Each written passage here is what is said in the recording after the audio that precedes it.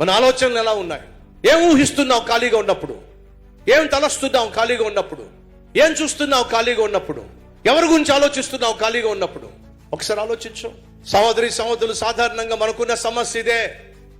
కళ్ళను పాడు చేసుకుంటున్నావు, ఫలితంగా తలంపులను పాడు చేసుకుంటున్నావు, ఫలితంగా ఏమైతే తలుస్తున్నామో దాన్నే చెయ్యాలి ఎగబడుతున్నావు.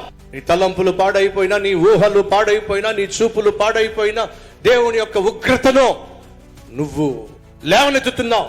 ఆనాడు మనిషిని సంపూర్ణంగా నాశనం చేయాలి అని దేవుడు ఆలోచించడానికి ప్రధాన కారణం తలంపులు పాడైపోవడం, ఆలోచనలు పాడైపోవడం, ఊహలు పాడైపోవడం. దేవుడు మానవ జాతిని సృష్టించినందుకే ఆయన బాధపడిపోయాడు. ఇప్పుడు నా ప్రశ్న, ఏ స్టేజ్లో నువ్వు ఉన్నావు?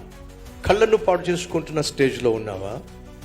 ప్రమోషన్ సంపాదించి తలంపులు కూడా పాడు చేసుకుంటున్నావా?